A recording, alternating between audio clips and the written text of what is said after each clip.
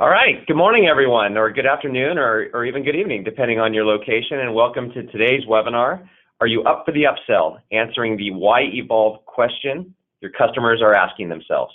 My name is Steve Jones, Vice President of Marketing here at Corporate Visions, and I'll be moderating today's event.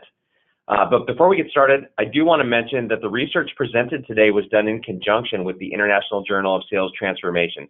So thank you to the fine folks over there. Also, I'd like to go over a few housekeeping items so we can make today's event as interactive as possible for everybody on the call. You've joined the presentation using your computer speakers by default. If you'd prefer to join over the telephone, just go ahead and select telephone in the audio pane, and the dial-in information will be displayed. You'll also have the opportunity to submit text questions to today's presenter by typing your questions into the questions pane in the control panel. Feel free to send your questions at any time during the event today, and we'll go ahead and collect those and answer as many as we can during the Q&A session at the end of today's presentation. Also, as a reminder, following the event, we'll be sending all attendees a recording of today's webcast along with the slides within the next 24 hours or so. So with that, let's go ahead and get started. I'd like to introduce our speakers for today's event. First, Tim Reister, Chief Strategy Officer at Corporate Visions and co-author of the 3 Value Conversations. Dr. Nick Lee, Professor at Warwick Business School, University of Warwick in the United Kingdom. And Joe Collins, Senior Consultant at Corporate Visions. Tim, I believe you're kicking it off for us today, so I'm going to go ahead now and hand it over to you. Right. Thanks, Steve. Thanks, everyone, for being here. I'm excited to have some guest speakers with me today who are going to bring tremendous insight and expertise to the topic we're about to tackle. If there's anything you miss in terms of note-taking or think you might miss in the slides, at the end, we're going to have a link to a free report where everything we're about to say is captured, but more on that later. That report doesn't mean you can check out right now. It means you got to still listen, but it will help you with your note-taking. Again, I got a team here, Dr. Nick Lee, at Warwick Business School, marketing professor. You know what? More than marketing, it's really all the behavioral sciences and the decision-making that people make, and in all different decision-making environments. Nick is the one who helped us conduct this experiment and many of our prior experiments, so you'll be hearing more from him. And Joe is a guy who's in the field doing this work with companies who really stumbled upon this next bit of research that we're doing here. So I'm glad they're both joining me today. What I need to do real quickly for everybody on the phone is we recognize that some of you may know some of our previous research, some of you may not. I need to quickly take like 7 minutes to level set everybody on where we are and where we've been with you in sharing different research and how the why evolve question even came about. So if you've spent any time with us over the last couple of years, these 2 phrases should be familiar: why change and why stay. For the first several years, we did some research around how to convince people to do something different. One of the big challenges that companies have is creating pipeline and dislodging competitive incumbents or getting prospects to change their mind and do something different. And we did some research in the area of why change. And then we got the question, hey, but 90% of our revenue comes from existing customers, and we're leaning hard into renewals and subscriptions and contracts and retention. Does the why change framework and messaging approach work in the why stay customer retention conversation? And we didn't know for sure, and whenever we don't know for sure, we run a test, and we did that. Well, questions beget questions. One of the test conditions in the why stay study, the messaging for customer retention, included a price increase just to see how that would fare, and it failed miserably. And then we got a lot of questions from people saying, but if we do price increases, we want to be able to do price increases. So can you help us with a message framework or help us understand how to best communicate a price increase? And we did that study. And then most recently, we had this challenge presented to us that, yes, we're creating more opportunities. Yes, we're getting pipelines that are bigger, but we're still getting what I like to call constipated pipelines, where things get stuck in the middle and executives are unwilling to make a decision. They tend to defer. Can you do anything to help us break through in a way that creates a sense of urgency to decide now, not later? So we've run studies in each of these areas. Well, it was probably just a matter of time before somebody came up with another question. And that question came up recently where we were in an engagement where they talked about why stay renewals, and they really recognized that the real challenge they had was upgrading customers, not just getting them to renew the same thing, but getting them to, if you will, evolve to a new, better solution. And the question became, which of your frameworks should we use there? And that spawned what you're about to hear. What you know about us, or maybe don't know about us, is that we don't spend our time looking at the best practices of sellers or marketers. We study the science of buying psychology. We triangulate the findings of neuroscience, behavioral economics, and social psychology to tap into the invisible forces that shape human decision-making and how people frame value and make choices, not try to come up with best practices of sellers and try to get you to mimic those. What we effectively do is take a look at existing proven science concepts, those things that are already in the academic journals, the kinds of things that the Dr. Nick Lees of the world are studying and writing and publishing on. And then we run simulations in B2B business settings. Why? Because the existing science is often performed on grad students, convicts, and gamblers because they are captive audiences that don't require much money to incent behavior. But we want to validate for you, the B2B market, if those science concepts hold up under B2B buying simulations and scenarios. And then we come present to you the frameworks for story building and the skills for storytelling in each of these areas. So here's a quick, now 3-minute review of what we know so far. In the area of why change, what we learned so far is that you need to tell a story that deliberately defeats the status quo bias. There's 4 reasons people don't make decisions. There's 4 reasons they stick with their status quo, and you got to deliberately address, attack, and overcome those 4 reasons. We introduced to you a tested, proven framework that we call the why change messaging model.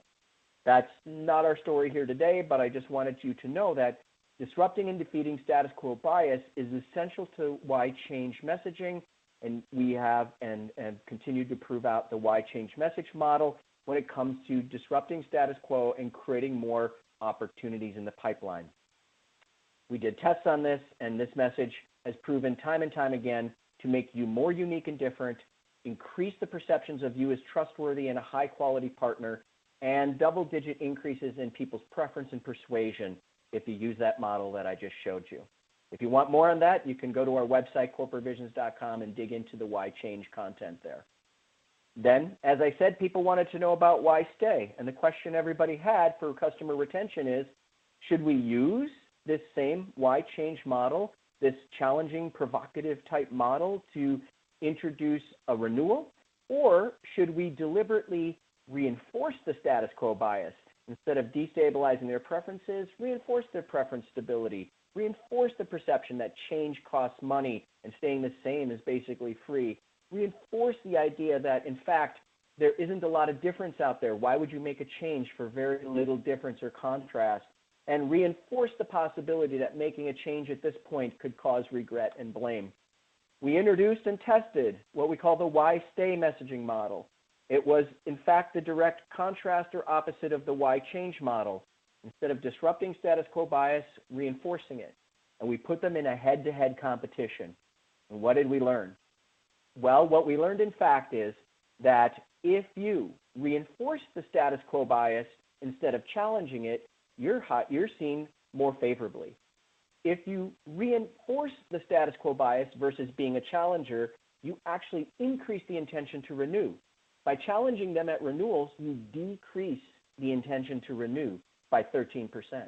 We also learned that if you reinforce status quo bias in your story, you will make people less likely to switch, versus if you challenge them at the moment of renewal, you actually increase the likelihood of switching.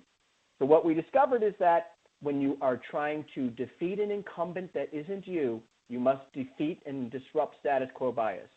When you are the incumbent, or in other words, the status quo, that would be the wrong thing to do. Disrupting the status quo is wrong when you are the status quo, that you need to deliberately do basically a 180-degree turn on the challenger model when you are doing retention-type messaging. Within the why now and why pay studies, what we continued to see was some consistency in those learnings. For example, in why now, the winning model at its core was the core why change story, but adding some deliberate executive content, as I like to say, buns to the meat in the middle. So think of this as a burger. The meat in the middle of a why now urgency story is still a why change emotional story, but bookended with context that introduces it via an emerging trend that executives are keeping their eye on, and then on the back end, giving them quantifiable proof. In both cases, when dislodging the status quo is emotional, they need some rational, logical justification to say why it makes sense. So what we proved is that the customer acquisition model, why change and why now, is emotional why change frame with context for the executive to use as justification. Again, we've got webcasts and details on all of these studies in more detail online. And finally, in the why pay model, communicating a price increase, getting people to stick with you even though you're asking them to pay more. We discovered that foundationally, the why pay model relies heavily on the why stay framework, but with a price increase introduced through an anchor, a higher price, and then some sort of justifiable discount, as opposed to straight on pass through of a price increase. People respond better to a higher anchor with some form of justified discount, either loyalty or timing. But the bulk of the story that succeeded and won was premised on the why stay framework with this price increase attached to it. So just to get you all up to speed, those were the 4 preceding studies we've done to answer these 4 questions. And what we've fundamentally discovered is that there's distinct buying psychology when you're approaching a prospect on the acquisition side that is anchored to foundationally the why change story, the emotional break with their current approach, and then bookended with some justifiable logical content. And on the customer expansion side, it's rooted in the reinforcement of their desire to stick with the status quo, their risk aversion to change, and then a deliberate anchoring point for the why pay. Again, in other words, the psychology of the existing buyer reinforce status quo, the psychology of the prospective buyer disrupt and defeat status quo. So before we jump right into the Why Evolve story, I just want to bring Dr. Nick on for a second. Nick, you were with us through basically all these studies, I should say, and saw us land on these conclusions. Anything from the scientific perspective that you can share with the audience to kind of back up or validate these studies for the B2B audience? Well, thanks for that summary, Tim. That was really good. I can't believe you managed to get all that information into such an excellent time frame. The one thing I would say about all of these things taken together is that what they prove is that buyers are human beings just as much as everybody else. You know, B2B buyers are no different to anybody else. You know, we all as humans are sort of subject to these various different ways of making decisions that are essentially based on the way that we evolved as a species. And I mean, I think, you know, we don't have time to go through everything in detail, but I always look at things in a sort of fundamental way in terms of we have 2 real motivations as a species: approach things or avoid things. And we're kind of programmed to prefer avoid rather than approach, because the risk of losing versus gaining is sort of higher if you approach a dangerous thing versus if you avoid a safe thing. So if you think about this idea of status quo bias, you know, if the status quo is safe and it's working, we're motivated to stick with that status quo. But if you set up, so for example, the classic idea of the challenger, if you challenge people, you're actually breaking them out of that and you're making them think, well, hang on, maybe there's a danger here. So maybe now the risk is staying in the status quo. You don't want to do that. And that's why the why stay stories work, because they reinforce the safety of being in status quo. They put the risk on moving out. Of course, when you want to change people's behavior, when you're not the status quo, you actually want to put the risk on staying where you are. So, hey, you almost want to say it's safer to just make a move. And we're here to catch you when you make that move. You know, you're giving them that option. So I always enjoy talking about this stuff because it says everything about basic human psychology in a business kind of context, and it shows that there's nothing essentially special or different about how we behave in these situations. They're just new contexts for the same basic situations and things we've been facing for thousands of years. Yeah, even when we deliberately, Nick, recruited hundreds and hundreds of executive buyers, VP or higher level titles, we found them performing the exact same way, even though if you asked them, they would tell you, no, I'm not an emotional decider, I'm a rational, logical decider. But it turns out when you put them in simulations, it turns out they were actually lying to you. So that's why you can't trust customers when you ask them questions in a survey. They're going to tell you things that put them in the best light possible. And the reality is when you put them in a simulation, now you get to see them actually react. And it's totally different. And the scientists like you, Nick, you call it declared preference versus revealed preference. In a survey, I might declare something from my logical brain that wants to look good, but I reveal something different in a simulation when I'm actually put under the pressure of doing something. So it is fascinating to see that we're all human beings regardless of the circumstances. So in other words, what we just said is grad students, convicts, and gamblers are no different than B2B buyers. So at least in terms of the way they react to these studies. And the other conclusion here, as we turn it over to the next study, is that if you are using a one-size-fits-all approach to messaging, to prospects where you're trying to dislodge an incumbent, or to existing customers as you're trying to renew or communicate a price increase, you have to be careful. There is no one-size-fits-all approach. And what we're offering to you are explicit frameworks that we've tested in these different buying scenarios. And this next one is no different. So as I mentioned, as I turn this over to Joe Collins, Joe was one day in a workshop with a big client of ours doing a Why Stay workshop to build a renewal message when they kind of sprung it on him that it's not just a straight up renewal. We have people who have a 9-year-old platform on premise that we need to move to the cloud. So it's really a little bit more why change and why stay? They kind of shrugged their shoulders, and I think, Joe, we probably shrugged our shoulders too, and we did our best.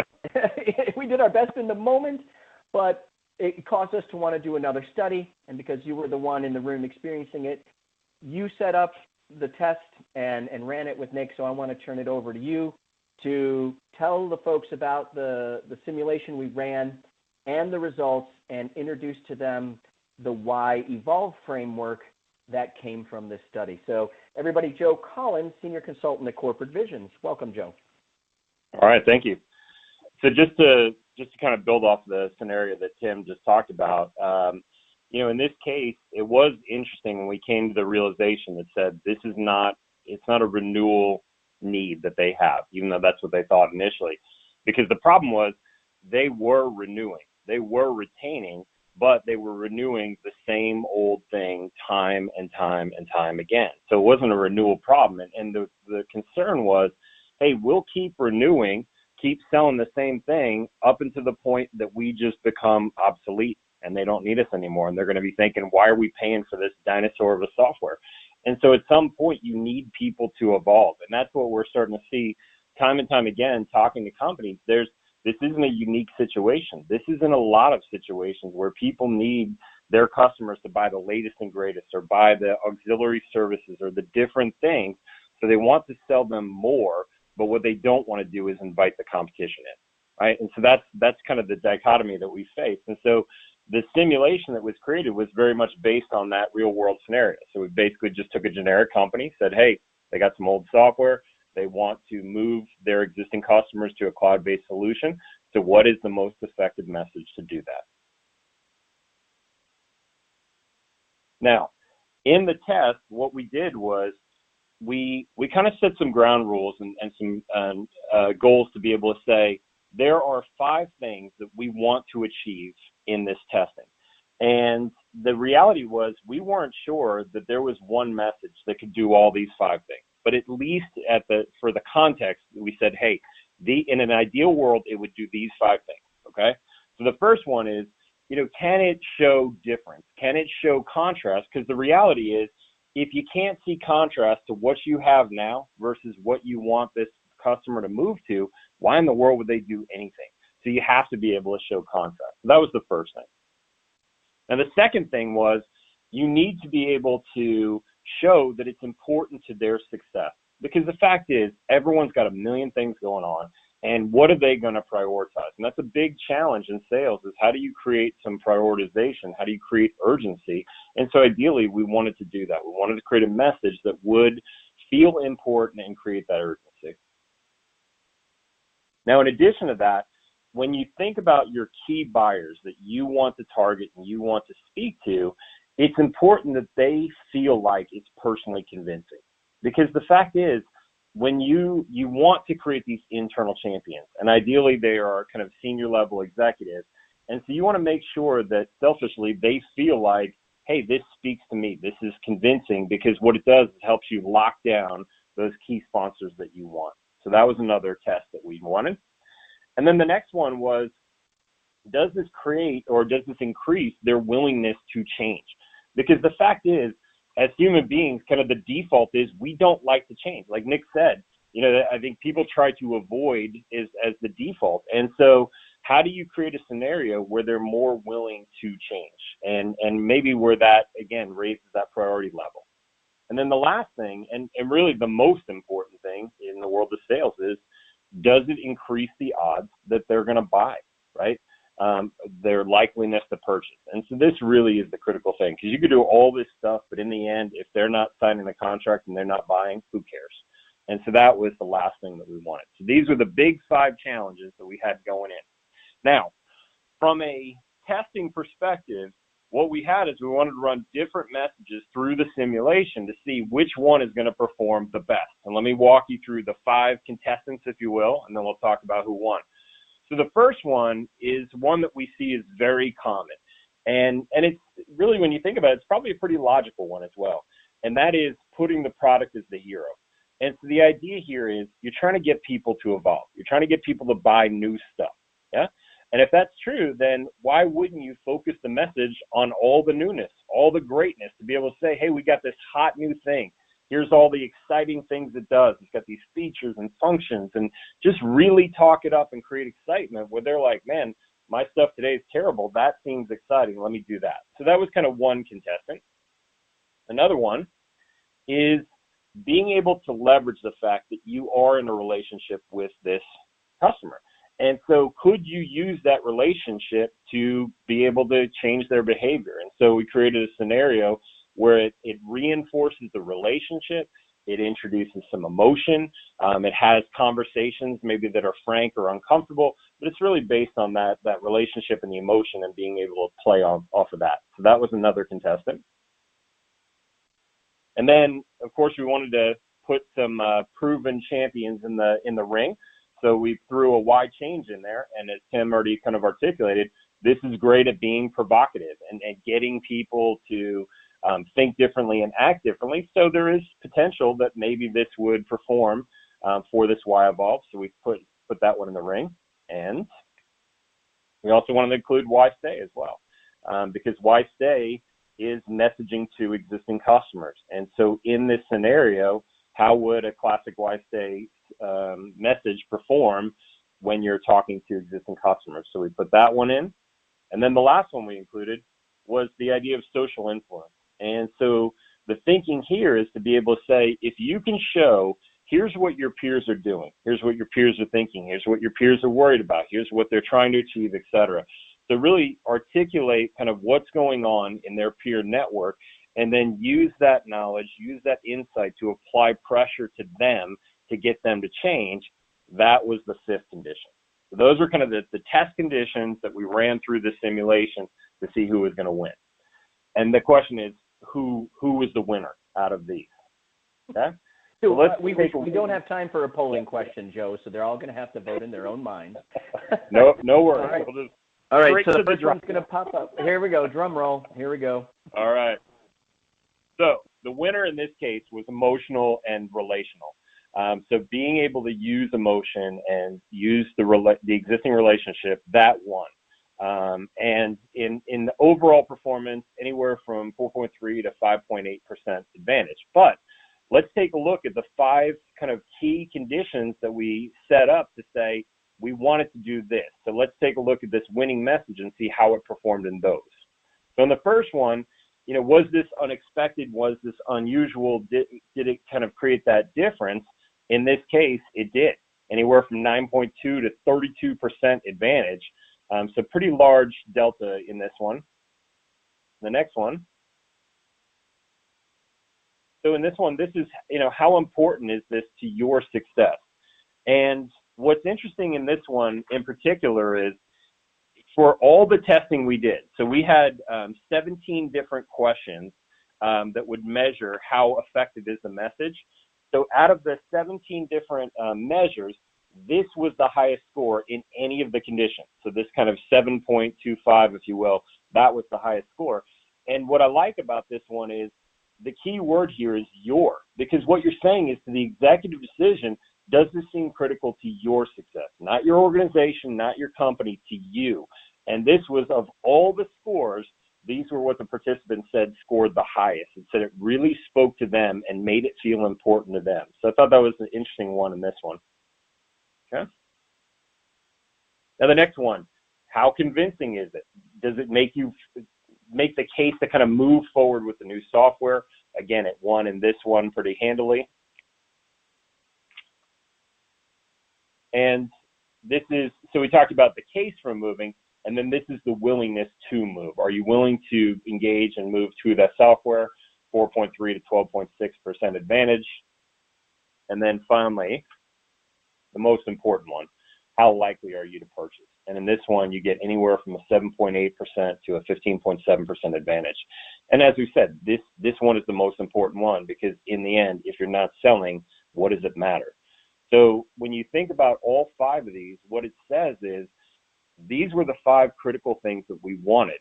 And really surprisingly, this message outperformed all the other messages in all 5 things.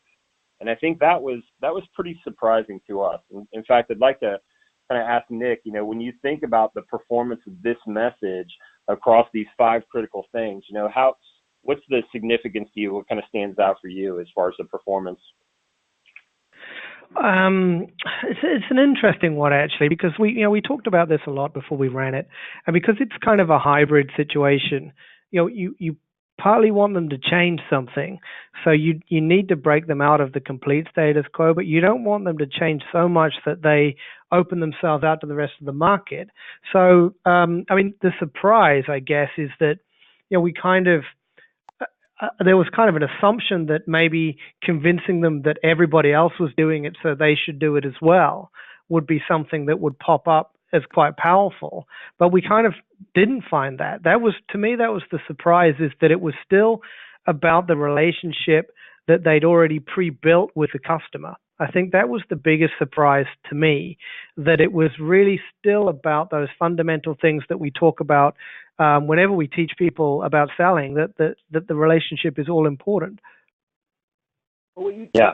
This is Tim. Let me ask Nick a question quick. Nick, what you've always taught me in all these studies is what you're looking for is consistency. And I think what we saw here is through the 5 parameters that Joe set up, the same pitch won by a pretty wide margin on all 5. So as many people as we put through this, and as many test conditions as we used, and as many parameters as we were measuring, one single approach won every time. And to me, that's something you've always said is that's something you have to watch for, because you usually see more volatility than this. Yes, that's true. Yeah, sorry, Tim. I meant to say that I've been thinking about this relationship thing all the time Joe was talking. But you're exactly right. What was interesting is that there wasn't any real variation in the winners. It was really the same pitch that really won in all kinds of the different ways we were trying to measure success.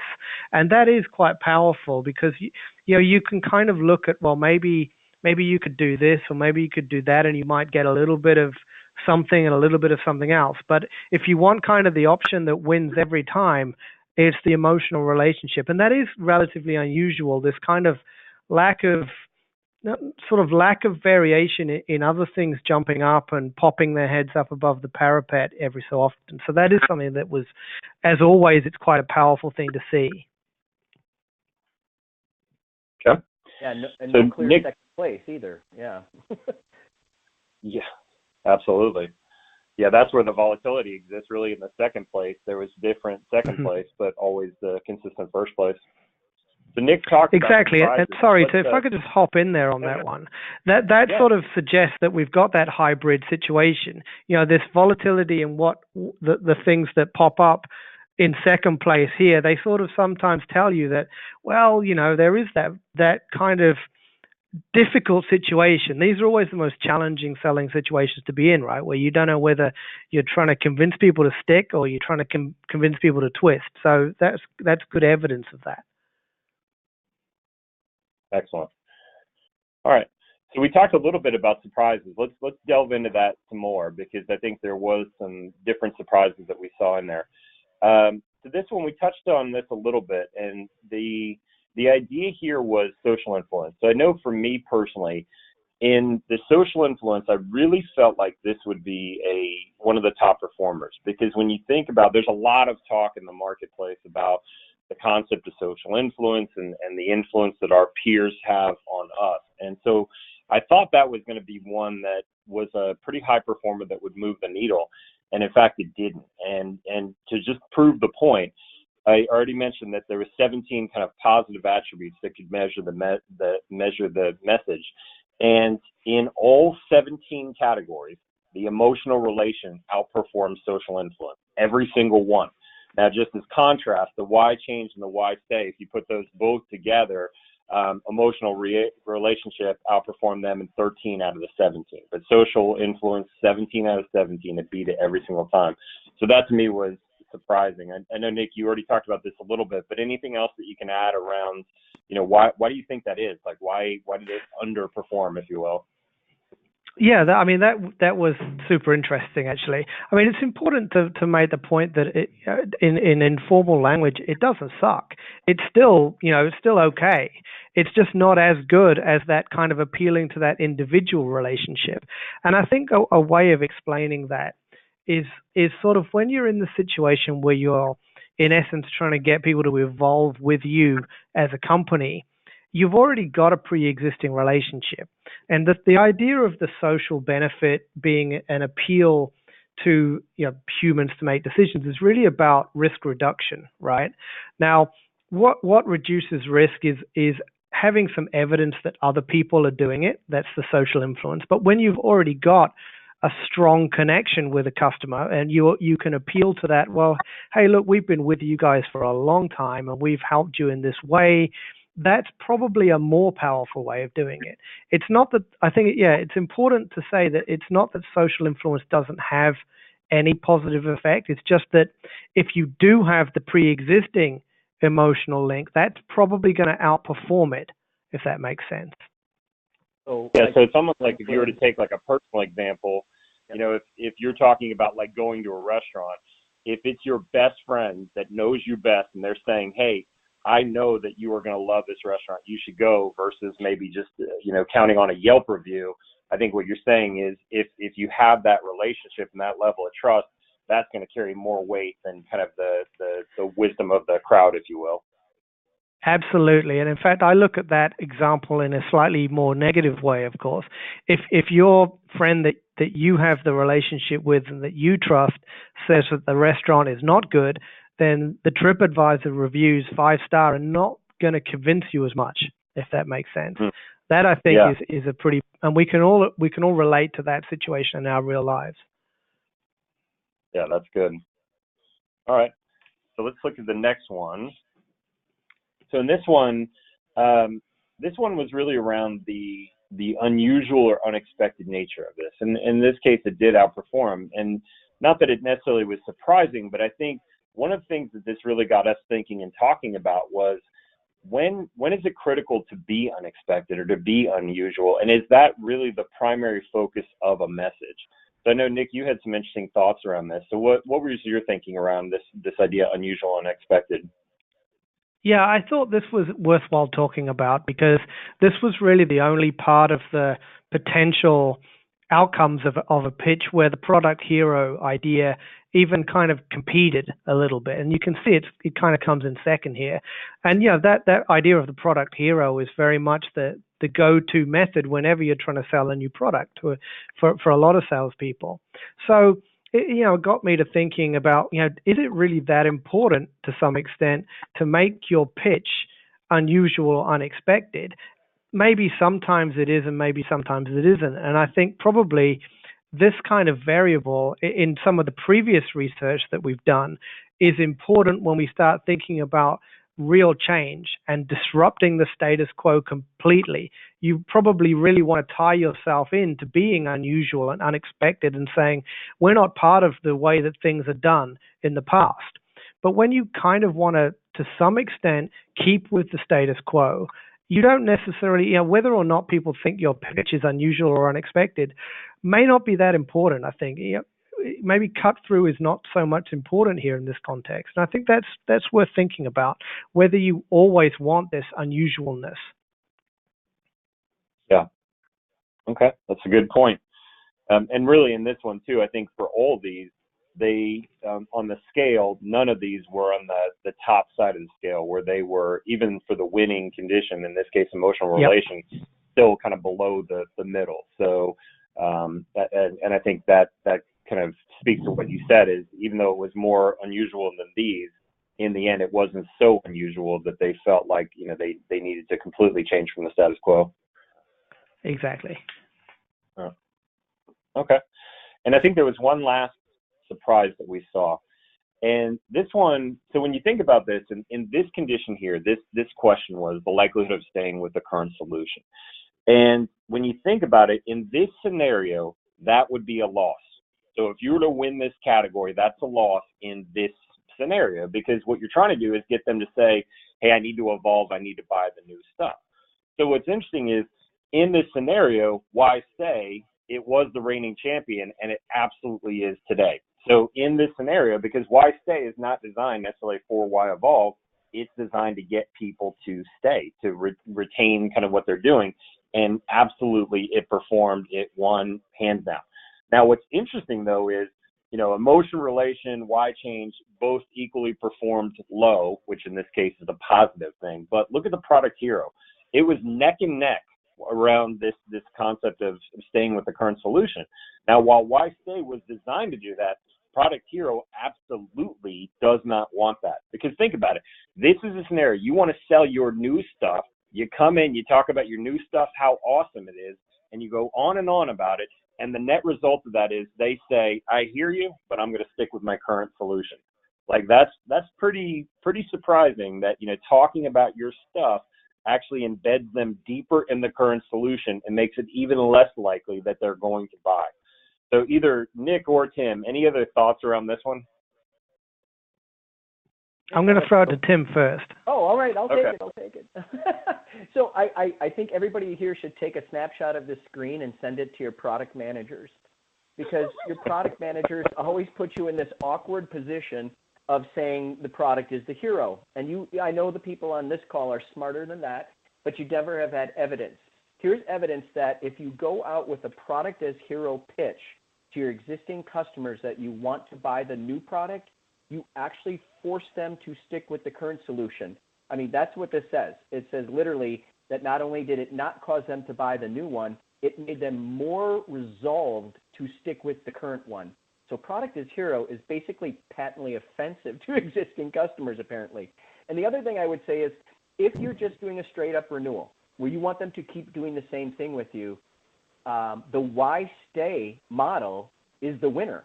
And so we kind of got a backdoor validation of the why stay model with this study. When we asked the question of likelihood of staying with the current solution, using the why evolve winner won't help. You see how the disparate here, if just renewal is your goal, the why stay model stands tall and wins here. So we feel even better and more validated and justified in the why stay model for straight up renewals. So keep that in mind as you think about what the situation is you're messaging for and which of the frames to choose.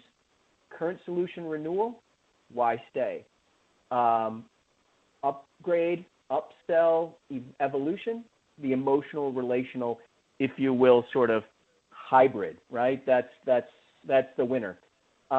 Nick, I went ahead of an extra slide. Did you have anything else to say about this result? Not much. Just that I would reiterate that why stay again shows how powerful it is at getting people to do what it says. It does what it says on the box, as we say. It gets people to stay. We thinking about why the product hero seems to have a similar effect, and that's not that easy to explain. And any kind of explanation after the fact, that you always slightly run the risk of post hoc justifying something. But I was wondering about whether it means that you're telling people how great your potential new product is. You might be encouraging them to wait for the next awesome version of the new product. I think about this on software upgrades quite a lot, and you think, well, if they've upgraded this time, do I really want to jump to this new one, or do I want to wait next time for them to do the next version of the great product? So that may be an interesting way why the product hero doesn't work quite as well as we might assume it does. It certainly might have the effect of helping the customers think you're a great company, but it might almost make them pause a little bit. So then we run into that problem of not just why change, but why change now, if that makes sense. Good. All right, Joe, here's the winner. Yep. So just kind of walking through the winner. In essence, what this is it is a hybrid, and I know that's going to be good news for a lot of people, because some people will think, oh, I don't want another message, but in this case, it really is a hybrid. So you have elements of why change, you have elements of why stay, and there is some uniqueness in there. So what I'll do is I'll walk you guys through the ingredients of it so you can kind of understand what's in there.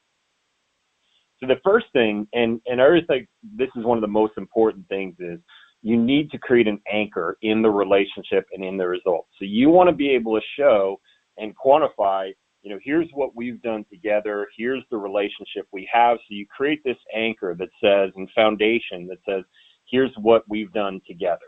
Now, once you've done that, that enables the rest of the conversation. So once you move from there, what you want to be able to do is to show the world is not the same. And so you have to be able to show that there is shifting both internally, externally, pressures are evolving, kind of the goal line is moving. And if you can't keep up with this pace of change, there is inherent risk in that. And so you want to be able to show those evolving pressures. Now, this one in the center here, this is the most counterintuitive part, I think, of the message, because if you're the incumbent, what people tend to do, and I think what they want to do, is focus on the positive. Hey, we got a good relationship, we got a good thing going, we've had good results, let's keep this train rolling, right? So it's just positive, positive, positive.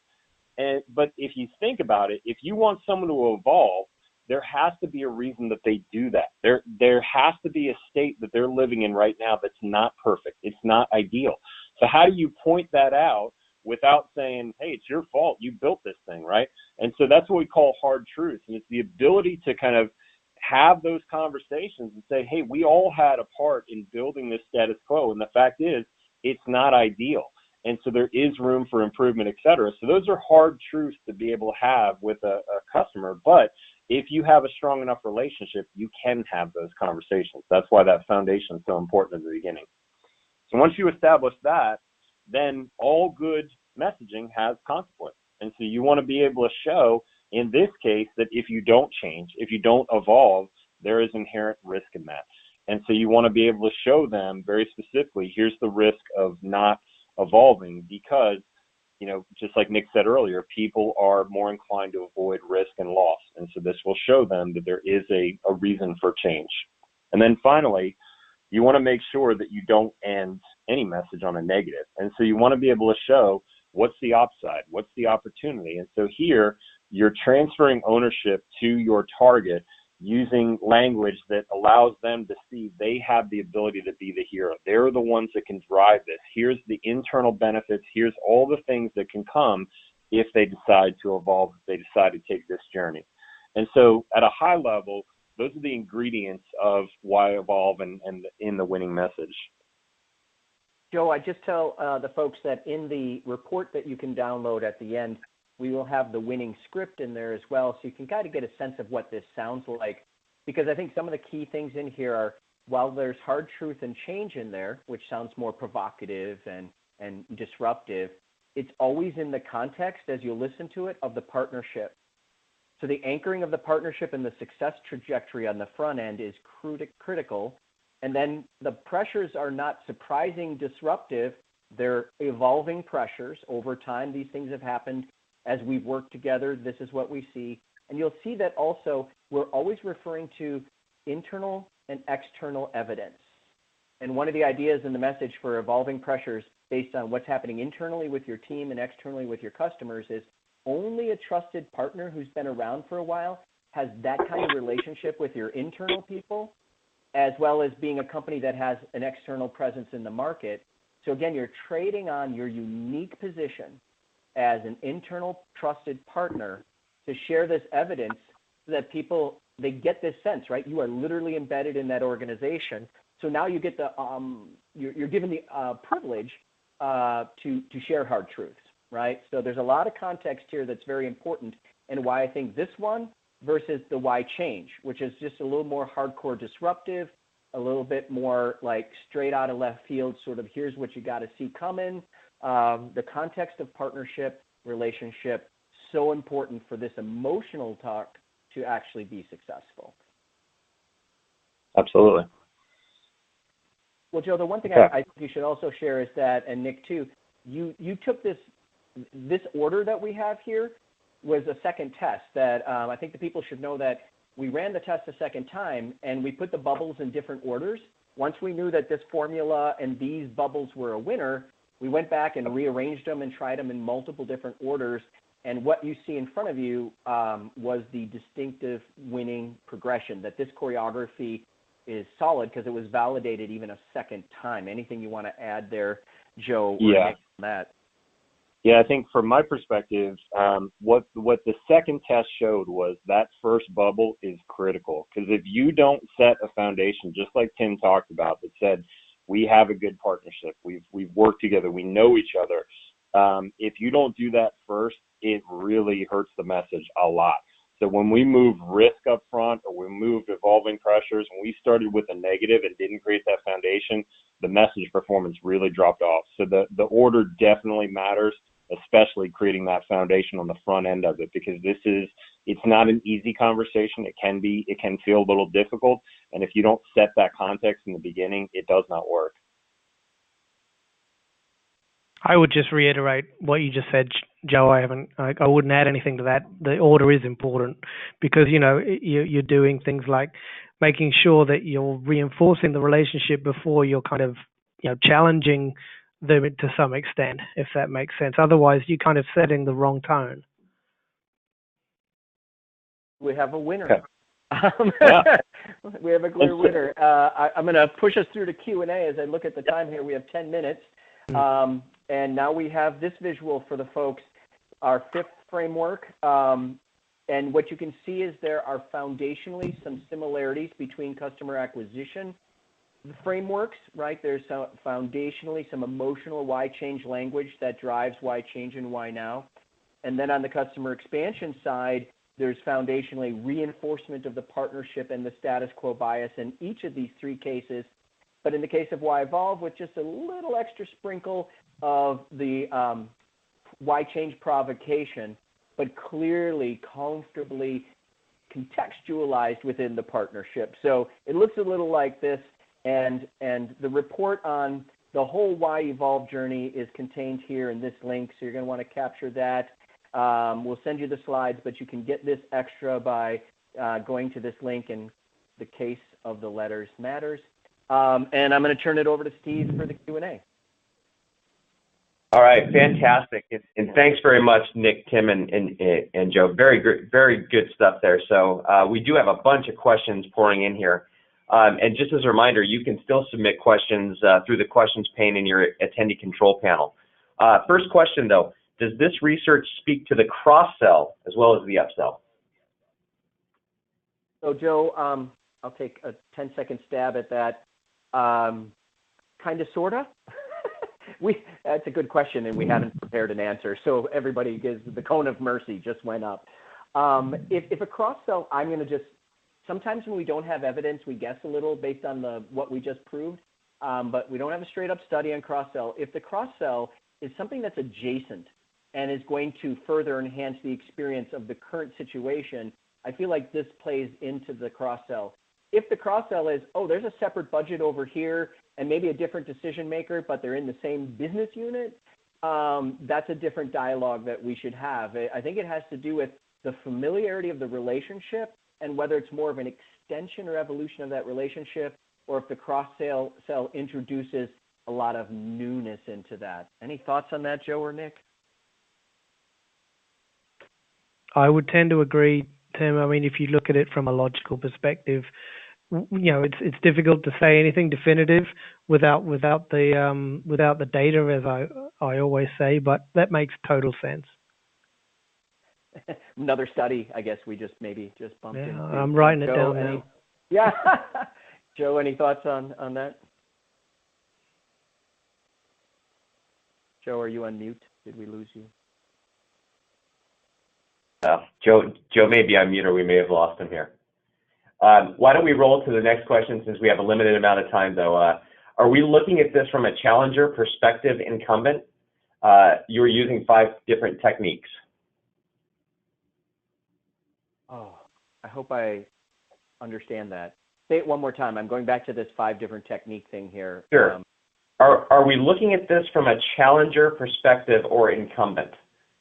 You were using 5 different techniques. Yeah, so I think what we're saying is, I think I'm understanding the question, is that when you are a challenger brand, meaning you are not the incumbent, or there's a competitor in there, or they're doing it themselves, or some team in variation, you're trying to disrupt what they're doing and convince them they need to change, that the provocative approach, often associated with challenger, seems to be the foundational approach needed in customer acquisition scenarios.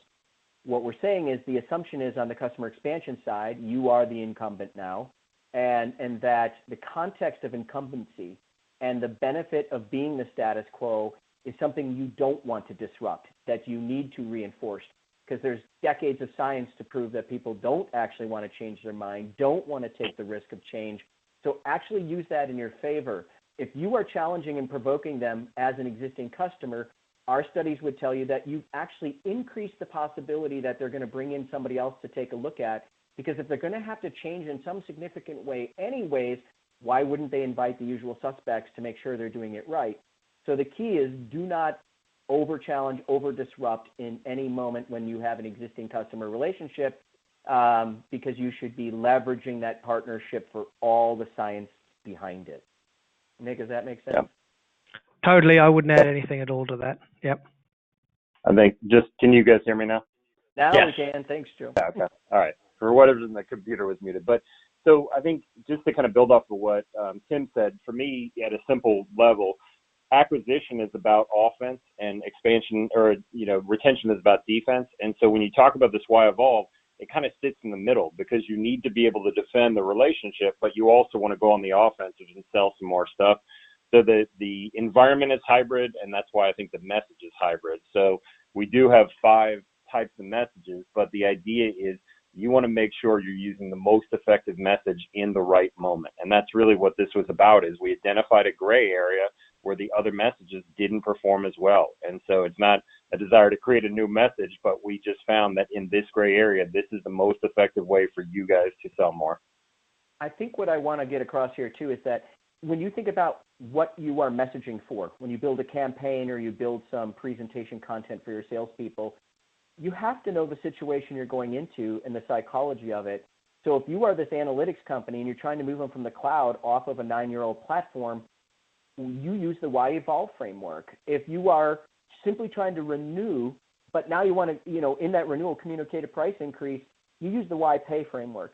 You should be able to self-identify the situation that you're selling into. And one more piece of sciencey here is that fundamental attribution error says that we tend to overestimate the disposition of the buyer on their decisions and underestimate their situation.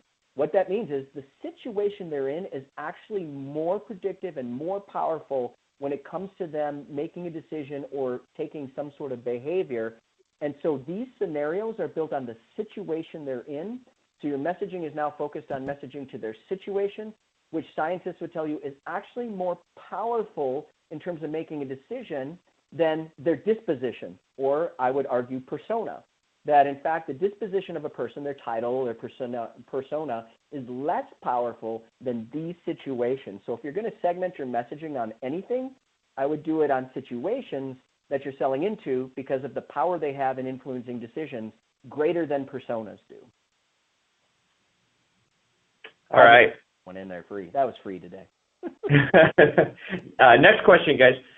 What is the most important time to have this discussion message with your client? When you have challenger pressure, or when you hit a referral period, or whichever is first? Okay, so this question meaning if you have an existing customer and you tell the why evolve story in catch-up mode, assuming that like a competitor's come in and provoked your customer, now their hair's on fire, and they're turning to you and saying, well, what do you guys got? You're my partner. I think that's a bad time. I think what you want to do, I think you want to use the advantage of incumbency. And in the advantage of incumbency is you have regular calls with these people that your competitors would dream of having, and that you have QBRs and other meetings that you want to take advantage of these frameworks at the right time in the relationship. So to me, why evolve conversations are excellent for a QBR. Sometimes the why stay is really important for that final conversation before a renewal is asked for. So I think you just want to think about where you are, but take advantage of incumbency, which gives you permission every quarter to come talk to them and recognize your competitors are drooling to get the same access. So don't wait for them to come in and disrupt your customer and then you try to play catch up. Totally agree. This is a proactive message. Go and do it. Don't wait and be reactive. Be proactive with this thing. All right. Next question here. If the incumbent and product is going well, but customer service has been lacking, how do you approach large upsell that will ultimately improve the customer service moving forward? The challenge is there's probably so many layers to this question, and we could totally fumble this. And you have 1 minute. So the product is performing well, but the service, see what I don't understand, is this the service of you providing service to this customer or the customer providing service to their customer? That's why I feel like I could fumble this. So I'm going to make one quick assumption. If I read this right, is that if your product is performing well, I'm not even sure how to answer it. And let's do it this way. And your customer service isn't up to snuff, right? I would definitely be using this, the technique of documenting the results, showing a positive trajectory. No one wants to go backwards. They always love momentum. And so what you want to do is show this, even if it's not all the way there, off the charts green. If you're moving the needle up and to the right, people don't want to stop momentum. So you want to lean into that as then you begin to introduce and improve other things. The context of forward momentum as you introduce the next thing is so important. I think every time we've got into the renewal setting, the price increase setting, and the evolve setting is that people are loath to give up positive momentum, even if it's small. And what I find in most companies we talk to is they don't have that documented. It's not the natural first move for them. So that would be, I'm just going to offer this in the context of how little I understand the question. If you do that first in any one of these conditions, you're going to improve your odds on the other end. Anchor them high and positive. It feels to me that you could use that customer service improvement as part of the new benefits of the Why Evolve story. You could retrofit that as one of the benefits in those little bubbles that we put in as the pitch. When you see, if you get the free report and you see the pitch, I think you'll see how you could put the improved customer service part is part of that benefit. I would say that actually would fit really nicely. Joe, any other context for that? No, I think you got it. Cool. Thanks for that. Thanks. All right, looks like we're out of time, Steve. So I got the report link back up for everybody. Yep, thanks, Tim. And we are at the top of the hour, so I want to make sure and be cognizant of everybody's time here. So with that, thank you, Nick, Joe, and Tim. Thanks for everyone for attending today's webinar. As a reminder, if we were unable to get to your question during the webinar, we'll do our best to answer each question individually after the event. So on behalf of Nick, Tim, Joe, and myself for joining us today, thank you for joining us today, and please have a great rest of your day. Thank you.